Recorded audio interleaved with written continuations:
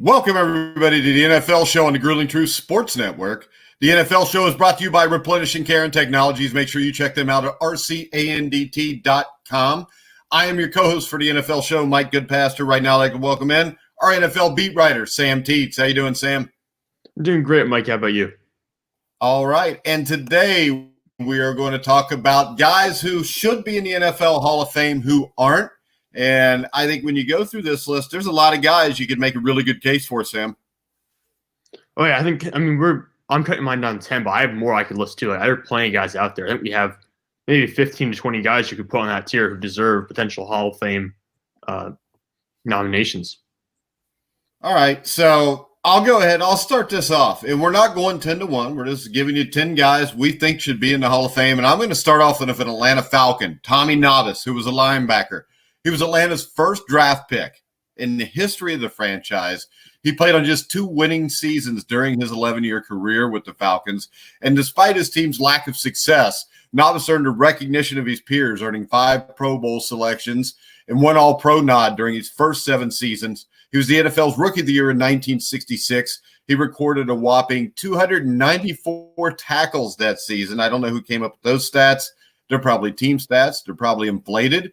But this guy is one of the best linebackers I think I've ever seen play. And former Cardinals Hall of Fame offensive lineman Darren Dierdorf once said of Navas that he was the most dominating football player he ever played against. And his speed for a big guy was actually startling the first saw him play. And he's a guy from a middle linebacker position that went sideline to sideline. I will say this.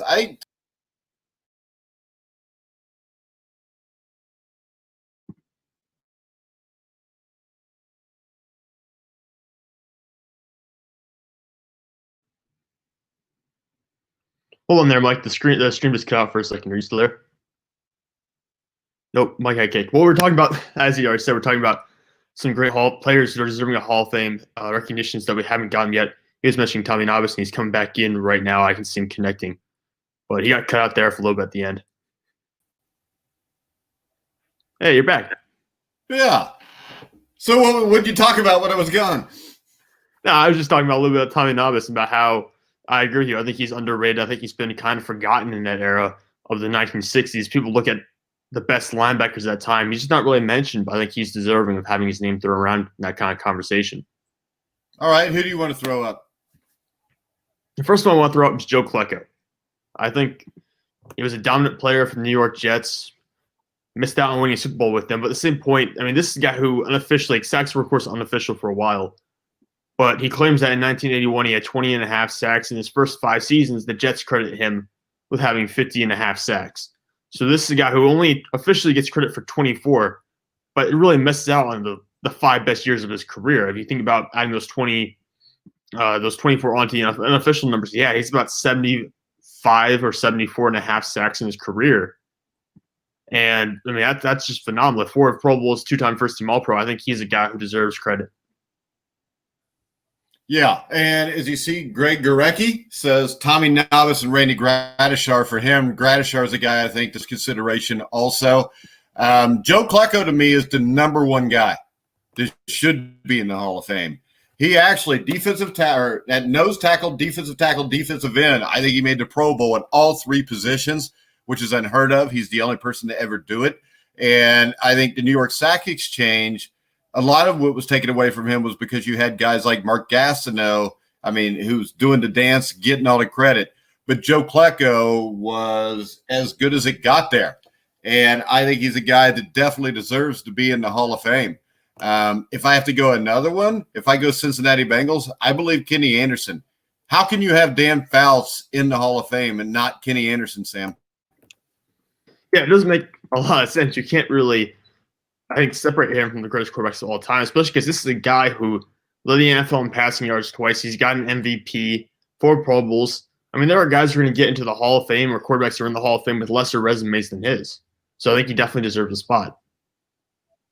Yeah, and I think he led the NFL in passing 74, 75, and 81, 82. First person to ever do it back-to-back twice.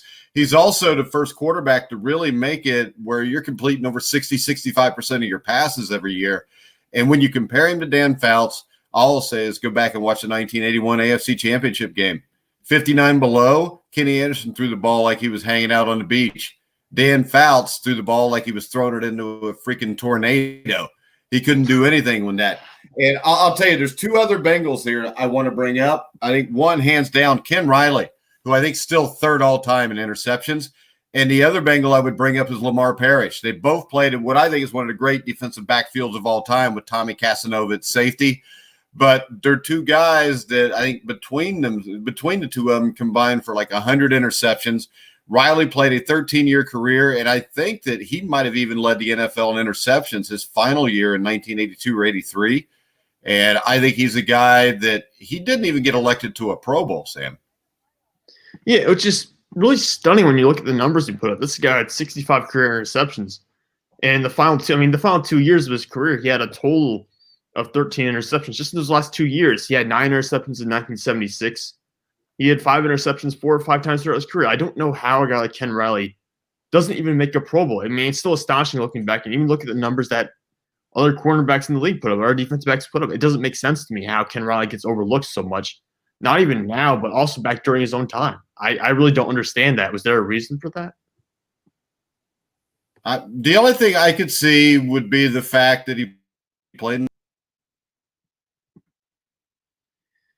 Mike got dropped. He was also mentioning Lamar Parrish, but Lamar Parrish is an 8-time Pro Bowler, 1-time first-team All-Pro. Although 2 of his more successful seasons, came with the Washington Redskins at the time. He did spend 8 years with the Cincinnati Bengals, racked up 47 interceptions with the team. They go along with 4 defensive touchdowns. 6, actually, he has a total of 7 defensive touchdowns. 4 of those are interception return touchdowns. So Lamar Parrish definitely up there. Ken Riley, another one. Welcome back, Mike. Having a little trouble with the screen today? We had this happen a couple times on the boxing show that I did about a half hour ago. But, yeah, I think, like I said, what nobody heard, I think the narrative completely changes if the Bengals win Super Bowl 16 over to San Francisco 49ers. I think if they do that, I think Riley and Anderson would be in the Hall right now.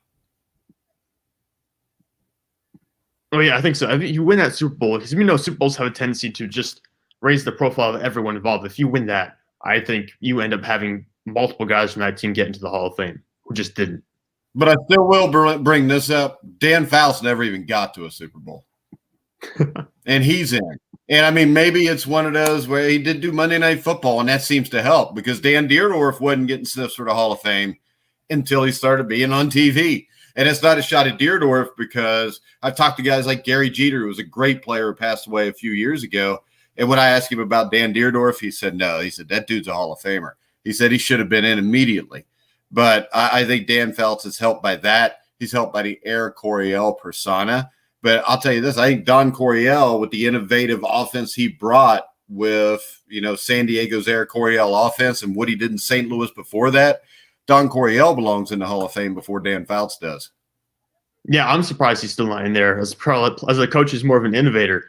And there's another coach who isn't there as well for the Las Vegas Raiders at the time or the Oakland Raiders, but he got nominated the other day. I'm missing his name. Tom Flores. That's who it is. Tom Flores. There you go. Yeah, he got nominated for his Las Vegas Raider. You mean Los Angeles Raider? There's so many LAs. I don't know. I just let it go.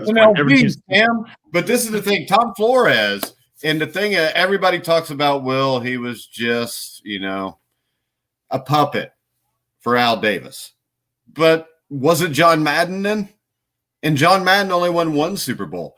And actually, if you look at this, he won the Super Bowl in 1980 with Jim Plunkett, a guy that people thought was going to be a bust. He already was a bust with the New England Patriots. He comes to the Raiders in 78. Flores becomes the head coach in 79. They trade away Kenny Stabler for Dan Pastorini. Dan Pastorini in like week 4 or 5 against Washington breaks his leg. Everybody thinks the season's completely over. Plunkett comes in. They go to the playoffs. They win a wild card game over the Houston Oilers. Then they go to the divisional playoffs. They play the Cleveland Browns in Cleveland, beat them 14-12 on the interception right at the end of the game by Mike Davis. And then they go to the AFC Championship game in 1980 and beat the Chargers' best team in San Diego 34-27. Then they go to Philadelphia as an underdog to a team they lost in the regular season to 10-7, and they dominate the Eagles in the Super Bowl 27-10. 81, he has a down season. 82, the aforementioned Ken Riley intercepts a pass, takes it back 92 yards, the only game the Raiders lost all year. Then they go to the playoffs. They beat the Browns in the first round of the strike season. They get upset by the Jets 17-14. 1983 comes around. Everybody think Mark Wilson's going to be the starting quarterback. There's issues with Wilson at the start of the season. Plunkett comes in. They lose to the Redskins 37-35 in one of the great regular season games you'll ever see. But when you get to the playoffs, they blow out the Steelers 38-10. They blow out the Seahawks. I think it was something like 31-13 or something. And then they play in the Super Bowl against a team that beat them a couple months beforehand. And they dominated a great Washington Redskin team who in 1983, you got to remember, they set almost every record known to man for offensive football that year. And the Raiders come out, hold them to 9 points, beat them 38-9. So I think when you look at Tom Flores, I don't think he's one of the greatest coaches of all time, but if you look at criteria for being in the Hall of Fame, are you going to really tell me that that guy did less than Tony Dungy? I mean, Tony Dungy made it to one Super Bowl. He won that one Super Bowl, but Tony Dungy was handed Peyton Manning, all these great players. He gets there once, and that's it. Tom Flores gets there with Jim Plunkett, not Peyton Manning, and he wins the Super Bowl twice. And in both Super Bowls, I think, if I remember correctly, he was the underdog. And remember, in the 1980s, how many teams from the AFC won the Super Bowl?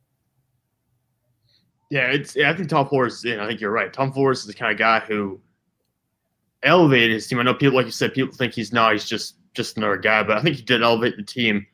And you mentioned, look at some of the other coaches who are in the Hall of Fame right now.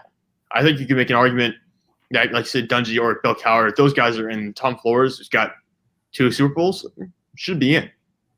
Yeah, I think there's no doubt he should be in. And then you also look at everything he did as a player. I mean, people don't realize he was on the roster. He was a backup quarterback to Lynn Dawson, Super Bowl IV for the Kansas City Chiefs. He is still, I think, ranked in the top 10 passing all time from the old AFL. He was the first Hispanic man to be a GM, a head coach. I mean, when you look at that, not to make it racial, if he was African-American with everything he did 5 years after he retired, he'd have been in the Hall of Fame. Yeah, I think it certainly helps. And like you said, people always overlook that he wasn't just the head coach. He was an executive. He was a player. He's got much more to his resume here than just his coaching years. Now, he did fail as an executive, though. Seattle was. Well, you might want to ignore that part a little bit. But I do think people overlook sometimes how much he's built on his resume. All right. Who else you got, Sam? Well, yeah, we already did the Bengals part of the show. So let's go to the Steelers side. I think, well, let's start with L.C. Greenwood. L.C. Greenwood has to be a guy who needs to get in. I love L.C. Greenwood for what he did back with the Steelers curtain defense. I think he's been overlooked because of how good Joe Green was and how good some of the linebackers on that team were. At the same point, 6 Pro Bowls, 2-time first-team All-Pro. He was there for all 4 Super Bowls. This was a former 10th-round pick from 1969. I think he actually retired with more career sacks than Joe Green had. So this is a guy who was a phenomenal player, and I think he's deserving. I don't know why he doesn't get more attention. Well, I think it's so many guys on that team are in. It's hard for him. That's why it took Jerry Kramer so long to get in from the Green Bay Packers. But the other thing that's impressive about him, those 4 Super Bowls, he had 5 sacks. So, I mean, he raised his game in the biggest situations. And really, I wrote an article probably in 2016 about the guys I thought most deserved to be in the Hall of Fame that weren't. And I added him at the end because I didn't realize he wasn't in the Hall of Fame, Sam. I thought he was in. I thought it was a no-brainer. Yeah, I think it should be a no-brainer. I'm surprised the voters haven't given him enough credit. Even this past year when they put a bunch of senior candidates in, I'm shocked they left him off. I think this is a guy who absolutely deserves it. And he worked his ass off during his career to get to that point. I'm shocked he doesn't get more attention. All right. My next guy is a coach also, Dan Reeves. I think he's a guy that gets undersold big time. I think he was in 9 Super Bowls. He won a Super Bowl as assistant coach. He made it as a player. He led 2 different teams to Super Bowls and led the New York Giants to their first playoff berth in 3 or 4 years in 1993 after Belichick left and Ray Handley ran him into the ground. But I think Dan Reeves also, what he did in Atlanta to get that team to the Super Bowl, nobody expected that from that team that year. I think they were double-digit underdogs going into Minnesota, who was 15-1 during the regular season. I think Dan Reeves, if you look at the breadth of what he's accomplished in his career, I think there's no doubt he deserves to be in the Hall of Fame. Well, this is a guy who was also the coach of the year twice. And the Falcons, during that time when he was with Atlanta, they weren't really doing much. They had that one really good year where he was there. And other than that, was kind of down for them. So I think being able to achieve so much with the Atlanta Falcons shows that it was a lot of head coaching. A lot went into that because Atlanta was not a hotbed for talent at that point in time. And they weren't a fantastic team necessarily. So to go out and perform the way they did really speaks to his ability as a coach. Well, how about this? How the hell is Marv Levy in the Hall of Fame, but Dan Reeves isn't, and Tom Flores isn't? I mean, how is that possible? Marv Levy was a complete utter failure trying to run a wing tee in Kansas City. He goes to Buffalo. His innovation was in 1988, the Bengals kicked his ass twice with the no-huddle offense. He cried and bitched about it, had him try to outlaw it in the AFC Championship game. He still got his ass beat by Sam Weish and the Bengals. And then what's he do? He turns around 2 years later. He's running the K-gun offense, which is the no-huddle offense. And in 1990, he had the best team. They were better than the Giants. The Giants were playing with Jeff Hostetler, a backup quarterback, a running back who, had seen his better days in O.J. Anderson, who is another guy I think should be in the Hall of Fame. But when you look at the way he blew that Super Bowl, I'm not going to hold the other ones against him, because the other ones were against teams that were far superior. Super Bowl 25 or Super Bowl 25, he just played against coaches that were superior. I mean, Bill Belichick and Bill Parcells made him their bitch, and that's just the way it is. Marv Levy doesn't belong in the Hall of Fame. I think the way I looked at it, it's very hard for me to consider a head coach to be a Hall of Famer if they don't have a Super Bowl. So that does go against Dan Reeves a little bit there. If they are innovative. If they bring something to the game that's still being used, I mean, put it like this: Sam Weish to me should be in the Hall of Fame before Marv Levy, because Sam Weish, that 1988 Bengals team, they were the first team to really use the zone blitz with Dick LeBeau as the defensive coordinator, with Jim McNally as the offensive line coach. They were the first team to really expand it on the zone running game with Vicky Woods, James Brooks, Stanley Wilson. It was an innovative team.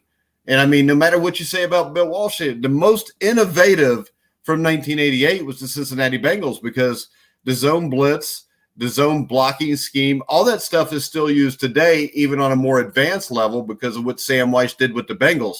Plus, Sam Weish went to the Super Bowl and didn't get embarrassed 4 times.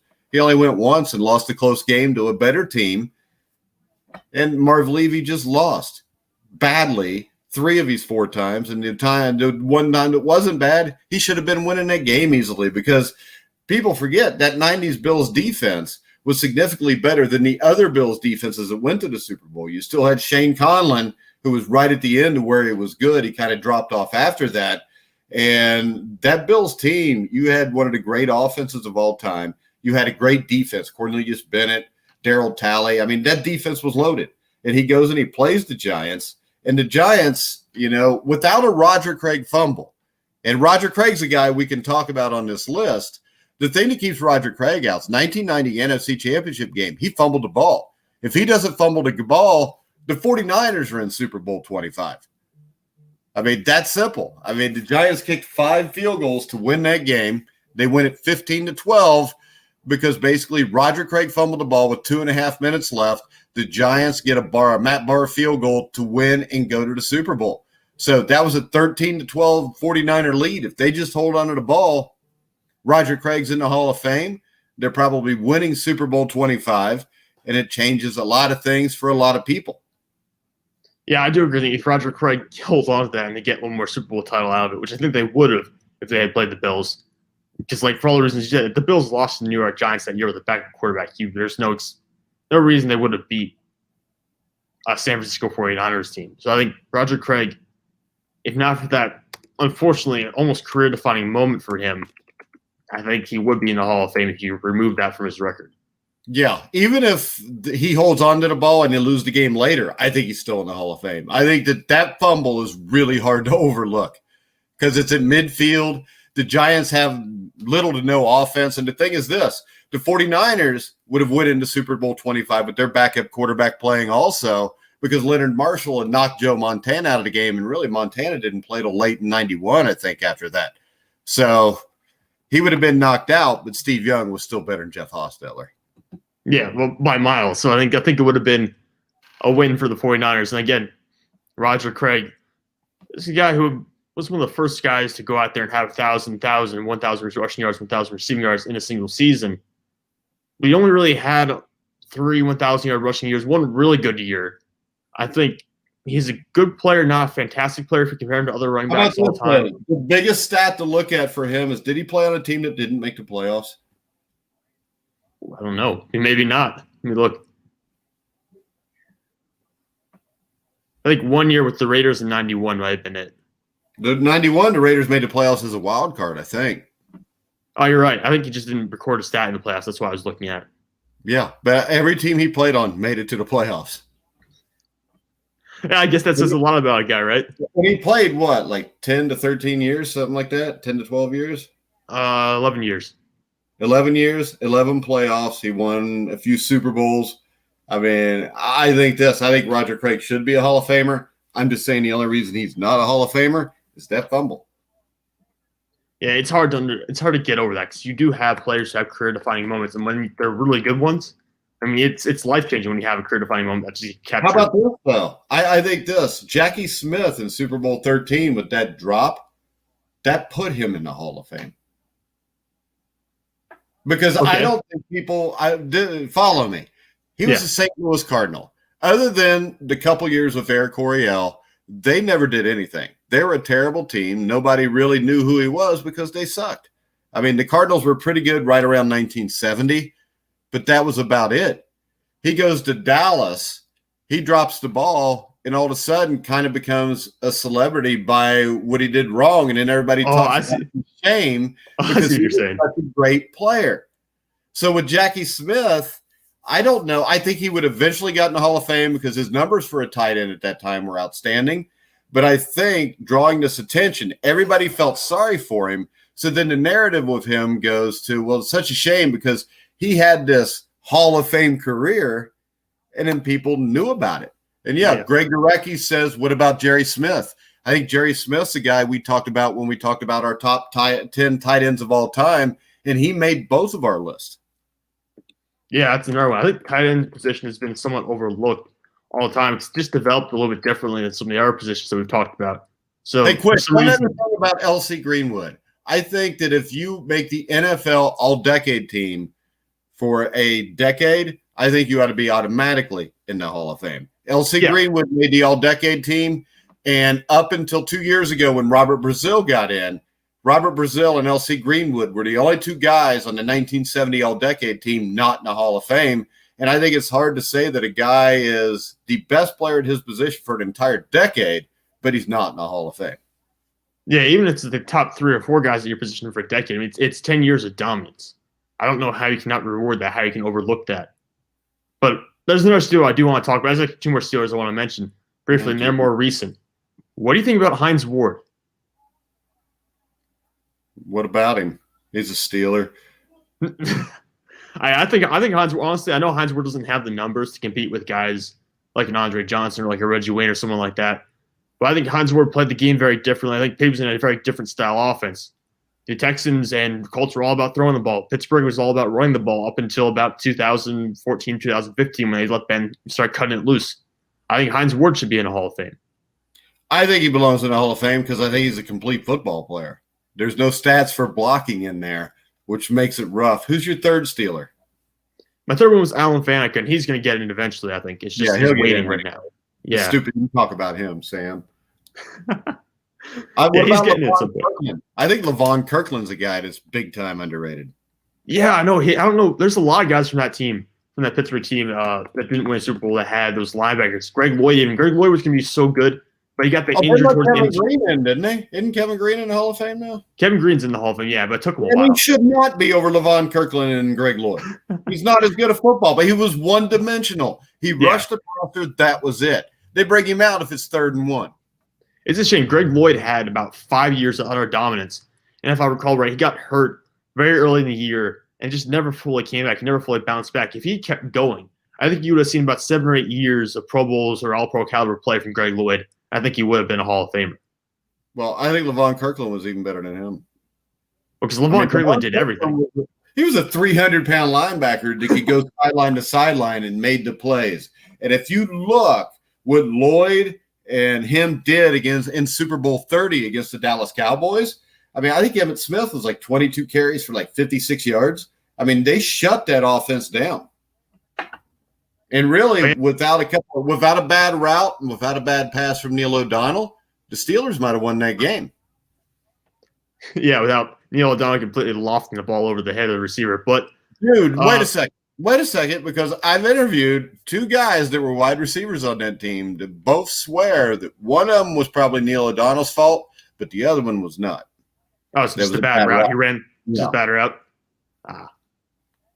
I wish so much. Because I hate the Cowboys so much. I was actually cheering for the Steelers in that game. Yeah, I hate the Cowboys too, which is why I hate thinking about that game. But Pittsburgh, no, I think Levon Kirkland's a guy who did literally everything. Like you said, there's not guys who are his kind of build. We always talk about some guys being more physical today than they were at points back then. But Levon Kirkland's a guy who just ridiculous size for a linebacker. I mean, carrying that much weight and still being an effective player is incredible.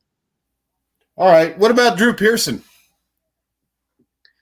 I think Drew, doesn't he get a recent nomination to get in as like a senior candidate? I think that happened the last couple of days. But did he? It sounds like he's well on his way to get into the Hall of Fame. This is a guy who was a 3-time first-team All-Pro, Super Bowl champion. I'm not incredibly high on Drew Pearson, but I admit that if Lynn Swan's in, Drew Pearson should probably be in as well. Yeah, you're just not high on him because he's a Dallas Cowboy. Just admit it. That doesn't help. I'll admit that doesn't help his case. But I think he has 3 years where he was the best receiver in the league, arguably. So I think that really helps his case. How about, didn't they just elect Steve Atwater? Yeah, I think Steve Atwater got in last year, I'm pretty sure. What about Dennis Smith? I think Dennis Smith's the guy that was just as good as Atwater. He didn't have the big hit on Christian Okoye on Monday Night Football, but I think Dennis Smith's a guy that deserves consideration also. Yeah, and the NFL the Pro Football Hall of Fame just is not very kind to safeties. It's very annoying because safeties are some of the most fun players to watch, in my opinion. So they can do so many things. And Dennis Smith was a guy who was a complete football player, could cover, could tackle, 6-time Pro Bowler, 30 career interceptions. I don't understand why the NFL Hall of Fame has such a grudge against safeties. All right, another one who's a guy I interviewed 4 or 5 years ago, great family, really like his wife and his son, is Eddie Metter. And you probably never heard of him because most people haven't. He played in the 1960s. I think he retired 69 or 70. But he still owns like 4 or 5 Rams records. And he was on the all-decade team in the 60s. He was great at cornerback and safety. And he's a guy that really gets underrated. Yeah, no, I've actually heard of him before, Mike. So thank you very much. I have heard about him. I brought it up before to you like a year ago, one of the first times he was on the show. Possibly. Okay. And I wrote an article and I did an interview with him. I really like. He's a nice guy. Yeah, so Gary Collins as well. That's another one you just popped on the screen. I've actually listened to interviews about Gary Collins in the past on ESPN and different radio channels before. I don't know why he isn't in either, because he's talked about some of the things he did during this time in the game and some of the recognitions he earned. Like I said, I don't understand why a guy like him, who's on the all-decade team from the 1960s, is not in the Hall of Fame. Well, I'll give you one that's even worse than that. Otis Taylor's still not in, is he? No, I don't think he is. Yeah, Otis Taylor to me is hands down a Hall of Famer. I don't even think it's close. I think him and Gary Collins both should be Hall of Famers. They were maybe 2 of the best wide receivers from that time.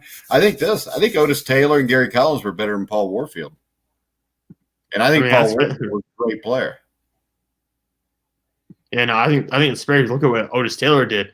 2-time AFL champion, Super Bowl champion, 3 Pro Bowls, and there was 2 times where he had over 1,000 receiving yards in the 1960s and early 1970s. So there are a lot of early receivers in that era too. I think they overlooked as well. It's just a shame. The NFL has opened the door. The Pro Football Hall of Fame has opened the doors to a lot of players in the past couple of years that couldn't get in the past. But now I think it's expanding the number of people it's letting in, and it's also overlooking a lot of guys from the past who are deserving of it. Yeah, and the problem is now you've got too many young sports writers that didn't see guys in the 50s and 60s and even the 70s play, and they have no clue about the history of the NFL. I mean, because let's face it, ESPN, they're more interested in talking about woke politics than they are talking about sports anymore. Yeah, and then it just, when you get situations where you've got now the younger people in charge of the voting process and stuff like that, you get guys who are all-time greats just get overlooked now. All right, real quick. Apex Prowler says, "Hi there, gentlemen. Can we talk coaches? I submit Don Coryell. You forgot the Y in there, Apex. But I think we talked about this earlier in the show. I think Don Coryell deserves to be in. I mean, Eric Coryell, he was one of the most innovative NFL coaches of all time. He didn't make it to the Super Bowl, but that's because he had Dan Fouts at quarterback, who shouldn't be in the Hall of Fame. If you look at what he did, turning the St. Louis Cardinals around in 1974, 75, and 76, making the playoffs a couple times. But you just look at the way the San Diego offense was run at the time. It was completely different than what anybody had really seen. It was kind of he was one of Sid Gilman's disciples, I guess you could say, it coming out of when Gilman was in San Diego back in the 60s in the AFL. And then I think Coryell coached at either San Diego State or San Diego University, when they had guys like Don Horn at quarterback who played with the Green Bay Packers. But I think if you look at what Don Coryell did for the NFL and the way what he did still kind of translates 40 or 50 years later, I think there's no doubt innovation-wise, Don Coryell should be there. And he turned around two beyond struggling programs in San Diego and St. Louis. And thanks for the question, Apex. Go ahead, Sam.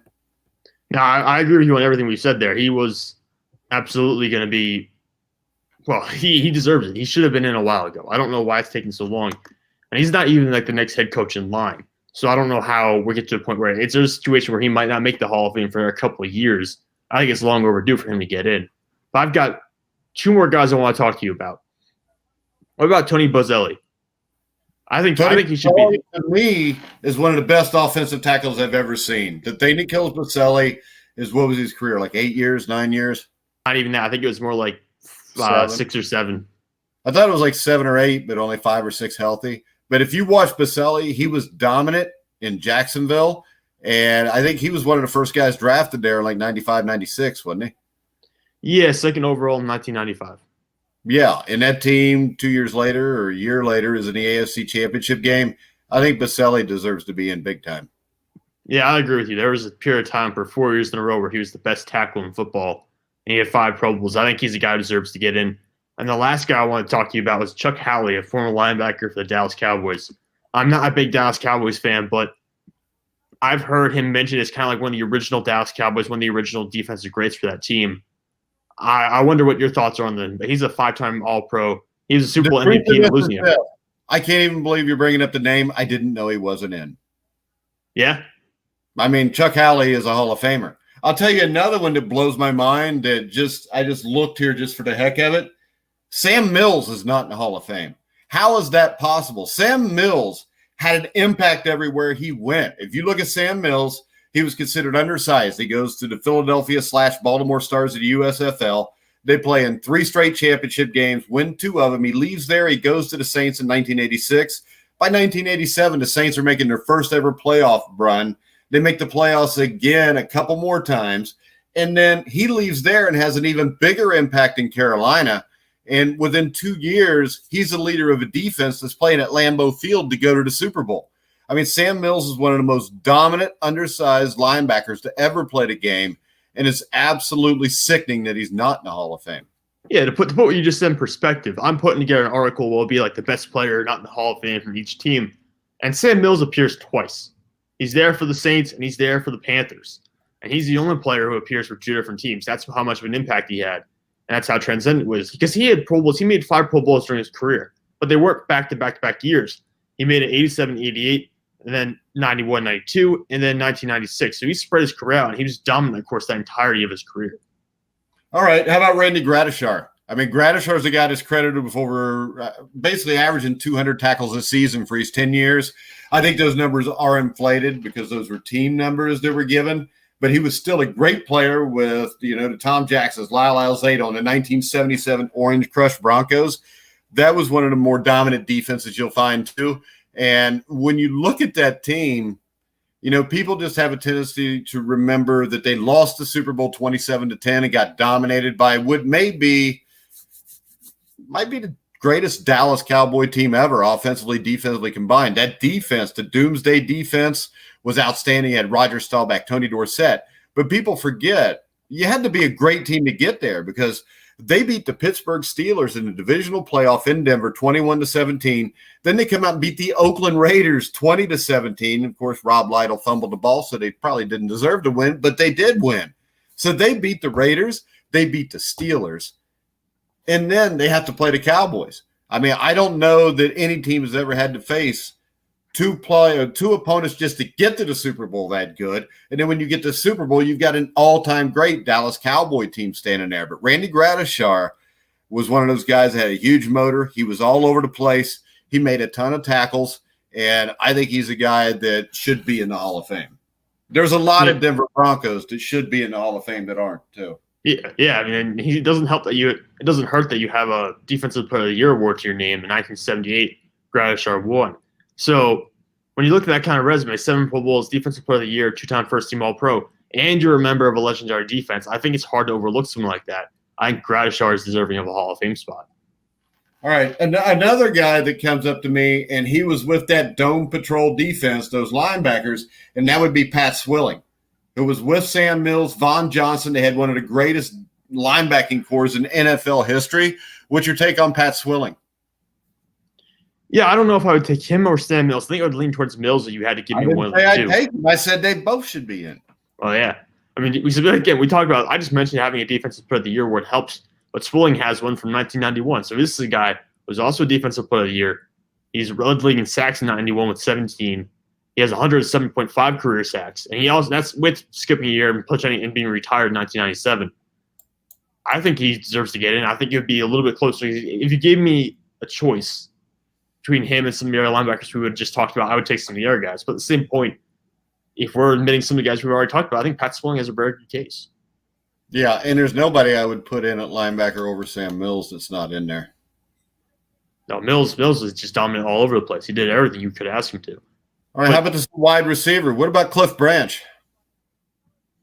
Yeah, Cliff Branch is another one that I like I said, if Lynn Swan's in, I think Cliff Branch should probably be in. Let me put it that way. I've used that logic before, I think you have too. But if you put Lynn Swan in, Cliff Branch is the guy who was 3-time first-team All-Pro, won 3 Super Bowls, 8,685 career receiving yards, 67 receiving touchdowns. I think he's probably a Hall of Famer. I would give it to him. I think he's one of the 3 or 4 greatest deep threats in NFL history. And, I mean, that's what the Raiders like to do. He's catching balls from Kenny Stabler. Cliff Branch should be in. I think a guy like Roy Jefferson you can make a case for. That's an old Pittsburgh Steeler. Yeah, that's a while back. I do know the name. But I think Roy Jefferson was a guy who had the numbers, kind of had a really good start early in his career. The Steelers were terrible when he was there, and that was the killer. The same thing for Andy Russell. That's true. Andy Russell was only there for the first 2 years of that dominant 70s. If he'd been around for all 4, I think Andy Russell would be in. I still think Andy Russell should be in no matter what, though, to be honest. You brought in Hines Ward before Andy Russell. I did. I know it's a little bit back and forth. You're young, Sam. You don't know any better. And I'll say this. Andy Russell has, I think 7 Pro Bowls. I'm just saying off the top of my head. I haven't looked him up, but he's got 7 or 8 Pro Bowls. He was there for the first 2 Super Bowls. And I think Andy Russell's a Hall of Famer. And you brought Roy Jefferson. I think Roy Jefferson, if he had been on a better Pittsburgh Steelers team or if he had been there later in the decade, he would be in a Hall of Fame. Yeah, but it shouldn't matter if you're on a better team or not. You're either a Hall of Famer or you're not. That's true. What about Sean Alexander? Sean Alexander. That's a tough one because Sean Alexander had an MVP award. And MVPs go a long way. But he was great seasons. He had 5 great seasons, too. Yeah, he was good for a while. And we've talked about if you have that peak, it can get you into the Hall of Fame. I would say if we're opening the Hall of Fame up a little bit more than what it has been in the past, I would be all right with letting him in. But at the same point, you've brought up some other running backs ahead of him, I would still put it. All right. Apex Prowler asks, what do you gentlemen think about Wes Chandler, Sam? I don't know. We've got a lot of receivers at this point. We're kind of stacking them up. I would take a lot of the receivers we've mentioned already ahead of Wes Chandler. I know he was very good for the Chargers. That's really when his career took off, even though he started with the Saints. I'm still taking some of the guys we mentioned receiver ahead of him. I would take Drew Pearson. Chandler was pretty good with the Saints, too. And I think this. I don't think he's a Hall of Famer, but I think he is a great wide receiver. The reason I don't think he's a Hall of Famer is, I mean, he's the 3rd or 4th best receiver on the team he played on. I mean, when you count, if you Kellen Winslow as a receiver, which he was because he never blocked anybody, you got Charlie Joyner. I mean, that team was loaded. So he's like the third or fourth option. You got John Jefferson was there. So really, how can you be the third or fourth best option on your team and be a Hall of Famer? But I do think it was an all-time great player who gets vastly underrated. And maybe if those Saints teams would have been a little bit better that he played on, you know. And Greg Gorecki. We have Greg again.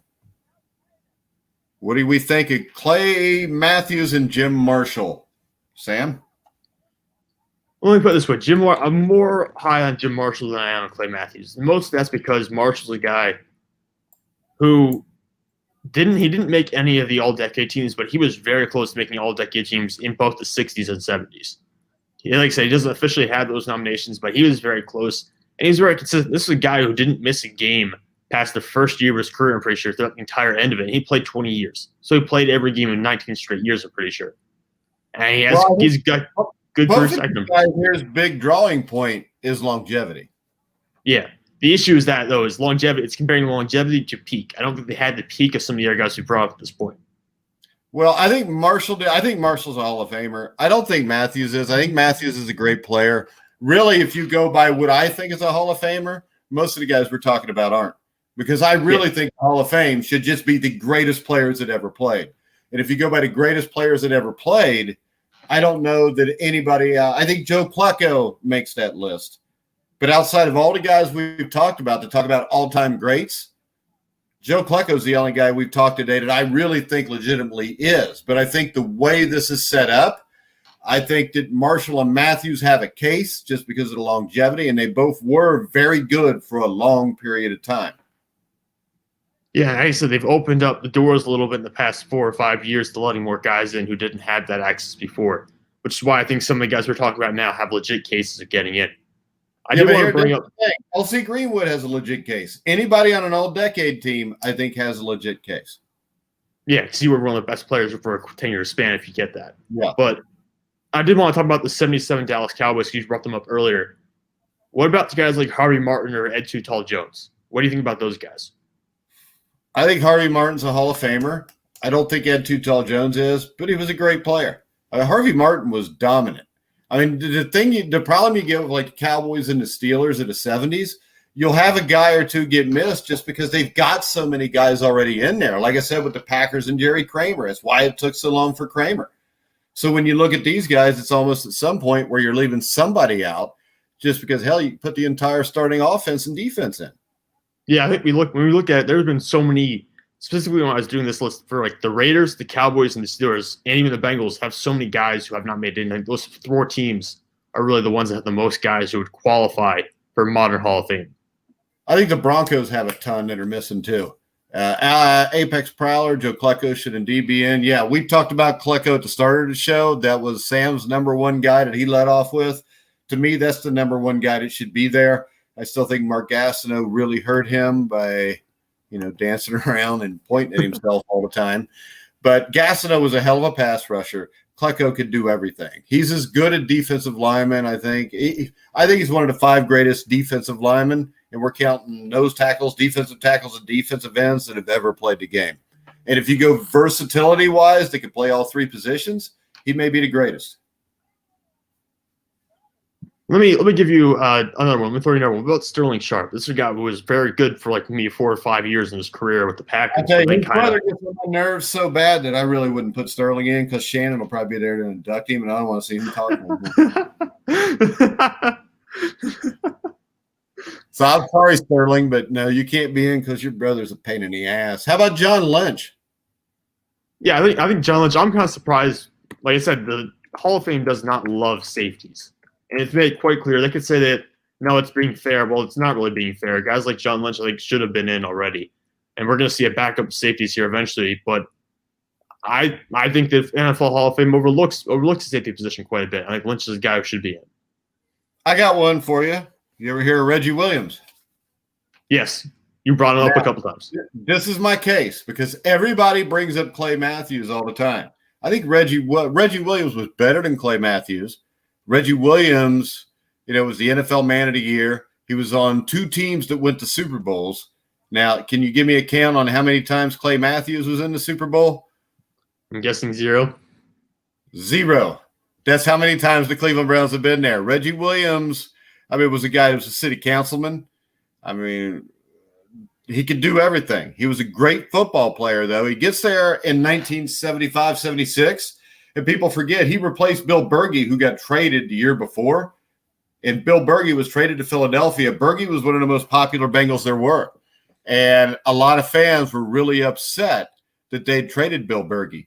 But by the time you get to 1981, nobody remembers Bill Bergey anymore because the entire city of Cincinnati loved Reggie Williams by then. He was a better football player than Bergey, and he did so many things for the community that were not seen and then that were finally recognized. I think Reggie Williams, if you're going to put Clay Matthews and Jim Marshall in, put Reggie Williams in because Reggie Williams was better than Clay Matthews. What about Lester Hayes for the Raiders? Well, Lester Hayes should definitely be in. Dude had 13 interceptions in a Super Bowl season.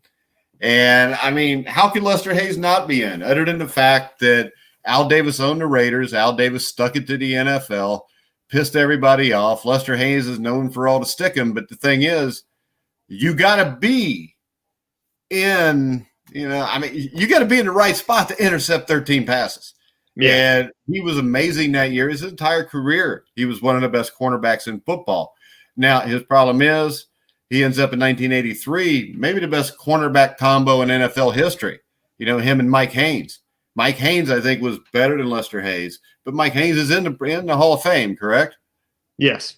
I always ask that because you never know anymore because I get shocked so many times. But, yeah, I mean, greatest corner combo of all time on one team. 1983, they hold the number one scoring team in NFL history at that point, the 83 Redskins to 9 points. Lester Hayes should be in the Hall of Fame.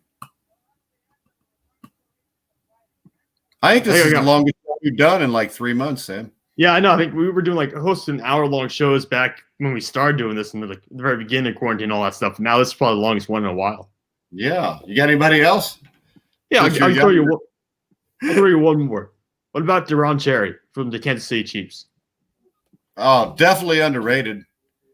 I think if we're going by what the NFL uses, I think Deron Cherry has a case for it. I don't think he is one, but I think he has a case for it, and I think he was a great player that a lot of people forget. Yeah, this guy was a 6-time Pro Bowler, 3-time first-team All-Pro, 50 career interceptions. Well, he was on the 86 team too, wasn't he? What was that? The 1986 Chiefs. He was on the 86 Chiefs. Well, I need to made it to the playoffs. The thing about that team was they had no offense. They had screwed up and drafted Todd Blackledge first out of Penn State. And that was the team where the head coach actually gets fired, John Malkovich, because the special teams was so good, they eventually named Frank Gans, the special teams coach, the head coach. Because I remember as a Bengals fan, the Bengals go 10-6 that year. And, yeah, Apex Prowler just mentioned Kenny Anderson. We brought up Anderson at the start of the show also. But you look at that 86 Chiefs team, they won with special teams and defense. And they beat the Pittsburgh Steelers last game of the season, like 27-23 to make the playoffs. And I think they blocked like 2 punts for touchdowns, returned a kick for a touchdown. Because I remember at the same time, the Bengals are beating the Jets 52-20 to go 10-6. The Jets were 10-6. The problem was the Bengals had lost 24-14 the opening week of the season to the Chiefs. In a 3-way tie, the Bengals were out, so I had to cheer for the Steelers. And the Steelers ended up blowing the game. I think with like 2 minutes left, the Chiefs blocked a punt, scored a touchdown off of it. And then the next week, they played the New York Jets in the playoffs, who the Bengals beat 52-20. And they got hammered like 36-15. That season still pisses me off because that's one of the years Cleveland went to the Super Bowl. I still think the Bengals might have had a shot that year if they'd have got in because they were 10-6. Defensively, they were terrible. Seemed like every game they played was 45-40. But that is one of those seasons I wish the Bengals would have got in. And the really interesting thing there, too, is I hate to bring up interesting things all the time, but that was also the year the Jets started off like 10-0 or 10-1. And Ken O'Brien looked like he was going to be the NFL MVP. And then they lost their last 5 games. They ended up 10-6 and barely make the playoffs. They beat the Chiefs in the wild card game. Then they go to Cleveland the next week. They're up 20-10 with 4 minutes left. And there's a personal foul against none other than Mark Gastineau, which kept a Browns drive alive. Next thing you know, the Browns tie it up and win the game in double overtime. if Gastineau doesn't club Bernie Kosar in the head, the New York Jets are probably in the championship game that year against the Denver Broncos. I'm seeing a little bit of a trend here in Gastineau when we're talking about him, but he was one of those guys that did a lot of great stuff, but he did a lot of stupid stuff too. Joe Klecko just did great stuff. Yeah, Joe Klecko was a silent worker who was fantastic the entire time. But to go back to Darren Cherry really quickly, he had 5 seasons with 7 interceptions or more. I don't know how you cannot. I'm not against Darren Cherry. Like I said, if you legitimately ask me what I think is a Hall of Fame cornerback, I'm saying guys like Herb Adderley. Yeah. Deion Sanders, Darrell Green. I think Deron Cherry. I mean, those guys are here. Deron Cherry's right there. And I think only guys right here should be in the Hall of Fame. Just my opinion. I'm okay with that. I agree with you. But I think at this point, we're no longer at that point. Oh, yeah. There's no doubt we're no longer at that point. Anybody else, Sam? No, I mean, you got exhausted everything. That's all I got right now. What about Herky Walls?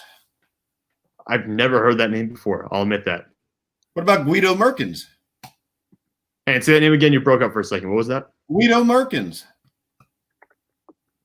No, I don't know that name. I see you typing. You're trying to figure it out real quick. He played for the Saints back in the mid-'80s. He did a little bit of everything. He didn't do anything well, but he did a little bit of everything.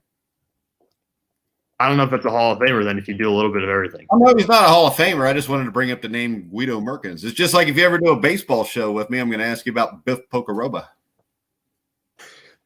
I'm going to have to tell you, I have no idea who that is every time. The catcher for the 70. You ever hear of Oscar Gamble? Yeah. Okay. I know about Oscar Gamble because I used to get a lot of baseball cards. I think the 1976 card where he was traded, he's got the big hair and the hat.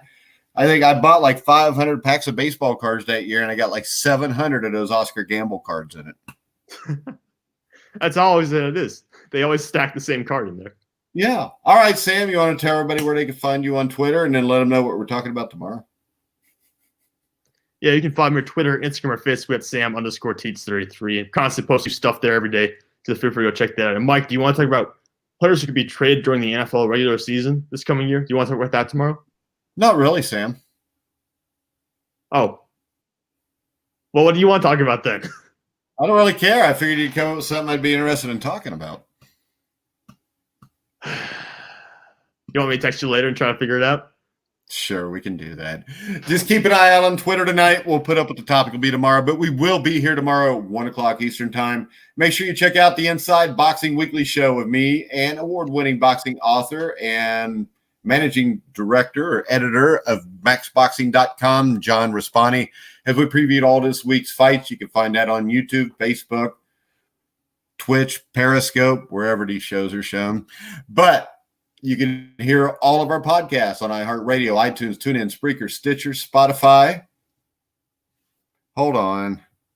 This Greg Gorecki says if Guido Merkins is in, then Booby Clark is in. Well, this is the thing. Guido Merkins was just an all-right player with a catchy nickname. Booby Clark was actually the Bengals' best running back for a couple of years. But that SOB in 1976 in the snow with the Bengals up 3-0, fumbled the ball inside our own 10-yard line in a snowstorm in Riverfront Stadium and cost the Bengals the division. But, all right, Apex Prowler, Greg Gorecki, I want to thank you guys for chiming in today. You take care too, Greg, and hopefully you'll be back tomorrow morning or tomorrow at 1 o'clock Eastern. For me, it's morning because I usually don't wake up till noon. Because I'm homeless and live on the beach. I just got a guy at the beach who lets me come in his house and do this show. All right, guys, you can hear all of our podcasts on iHeartRadio, iTunes, TuneIn, Spreaker, Stitcher, Spotify, wherever you find podcasts, you'll find The Grueling Truth. And we'll be back tomorrow at 1 live on Facebook, Twitch, Periscope. So for now, for Sam Teets, I'm Mike Goodpaster. You've been listening to or watching The Grueling Truth, where the legends speak. You're welcome, Apex.